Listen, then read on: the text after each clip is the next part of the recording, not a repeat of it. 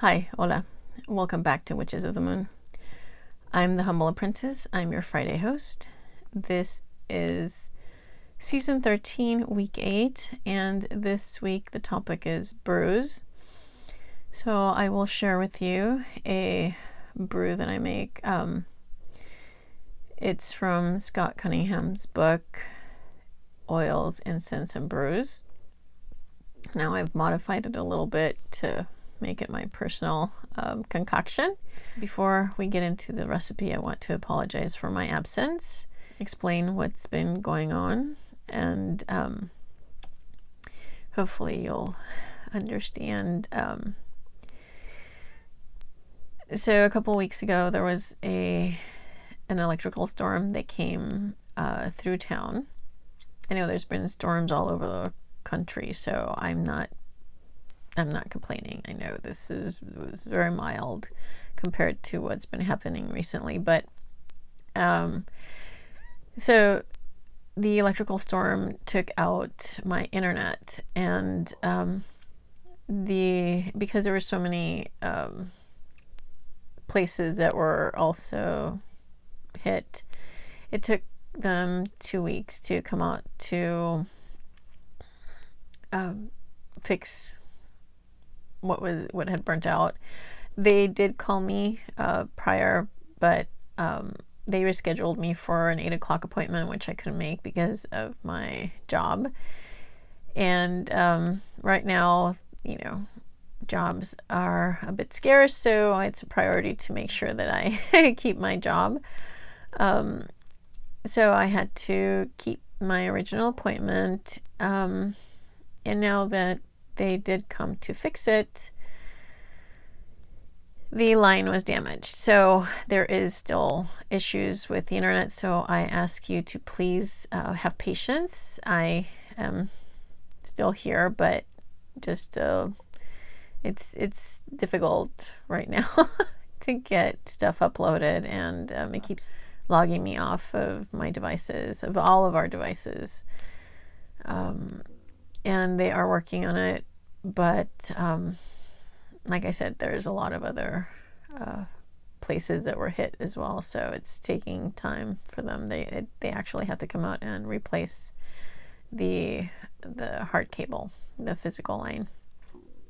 So that was Monday of that week, and then Wednesday of the same week, my car got hit by a tendril of lightning that, of course, people were in disbelief, but there was a lot of electrical damage. So the mechanic said, "Nope, yep, your car was hit by lightning. It entered through the driver's side mirror, and then it hit the door, and it fried a whole bunch of components: the door, the windows, the locks, the O2 sensor, the throttle position sensor." Anyway, I won't bore you with all the details, but needless to say, it's been challenging. So I've also had to deal with that. But in actuality, there's a lot of other people that are going through many more challenging and more intense situations. So I am not complaining, but just to let you know some of the circumstances. I also want to thank all of the hosts here on the channel for their support, in particular to Jen, who stepped in and came back in perfect timing to add her videos to the channel in place of mine. I'm just very grateful for everybody's support and your continued participation here on the channel. So now to the recipe. I am making the dream tea. The ingredients for that is 2 parts rose petals, 1 part jasmine blossoms, 1 part, actually I use more than 1 part of peppermint because I love it. And for me, peppermint is not just an herb of cleaning and cleansing and protection. It's a fire herb, so it's associated with the element of fire. But for me, it helps me open the channel of communication, of understanding, and all of the herbs included in this tea are to help you calm yourself. It helps induce sleeping, and it also helps you connect with your psychic awareness and dream. It increases the clarity of the dreams, because remembering and understanding the dream is as important as having the dream, right? So also mugwort, which I actually have right here. I put all the herbs in here already. This is not the first time I record this video, but I can add a little more now. So we'll add a little bit of more mugwort, and every time I added an herb, I set my intention for the herb.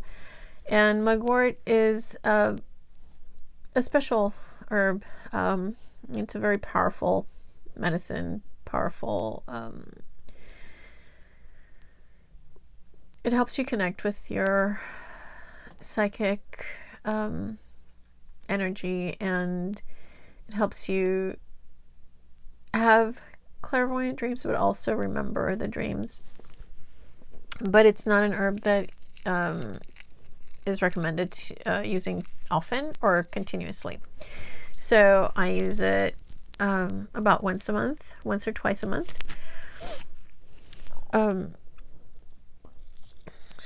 I also crush the herbs as I put them in the jar. Now this is where I put the basic ingredients, but I actually, what I'm going to do is take a quart-sized jar, clean it, wash it, and also cleanse it with smoke. And then I'm going to pour all of these ingredients into the quart-sized jar. So the next ingredient after mugwort is the cinnamon. And the cinnamon I cut into tiny little pieces. You use half the measure. So if, let's say, you use a tablespoon, 2 tablespoons of rose petals, 1 tablespoon of jasmine flowers, 1 tablespoon of mugwort, and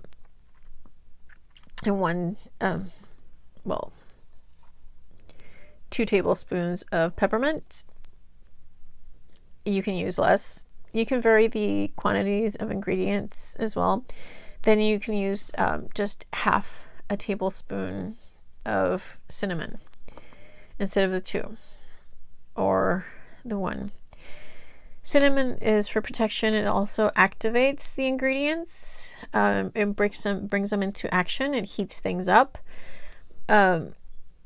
But it's also very powerful and has a lot of flavor. So you need to balance the flavors and the energies of the herbs. That's why I added more peppermint, because I prefer the strength and the clearing. You know, like when you drink it, it clears your sinus, but it also clears the channels. And rose is for protection, but it's also for healing and psychic energy, and dreams and omens. So you can also add yarrow. I sometimes add yarrow blossoms. They are very, very potent and bitter. So if you do that, just be careful with the quantity that you add. Okay, so once you have your ingredients and your jar, place your ingredients inside the quart jar, pour boiling water into the jar, then allow it to cool down until you can handle it. Make sure it is a canning jar. Make sure that it takes heat cover it once it's cool, and then place it in a location where the moonlight will hit it. Now, I make this a couple of nights prior to the full moon because you drink it during ritual. You do not have to drink it during ritual.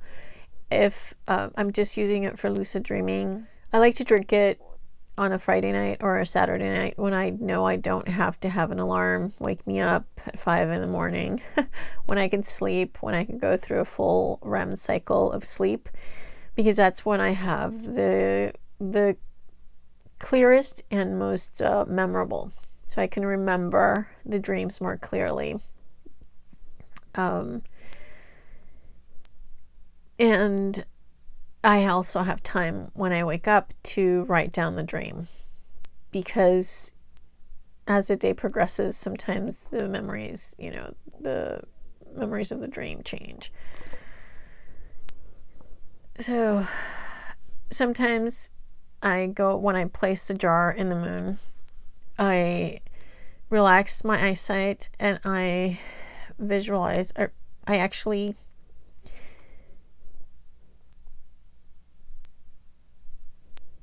relax the sight until I can see the beams of light filling the jar. And when the jar is glowing with moonlight, draw the moon into the jar. That increases the potency, and it's using the power of the moon as well to help you connect to your inner self, your intuition, and also set your intention that it helped you dream, remember your dreams, and understand your dreams. So then I leave it overnight, and in the morning before I go to work, I bring it inside, and then I put it in the fridge. And then you can have it, for the next couple weeks. You can drink 1 or 2 cups on the full moon, and then whenever you want. So that is my recipe for the dream tea. Thank you for watching. Have a great weekend, and blessed be.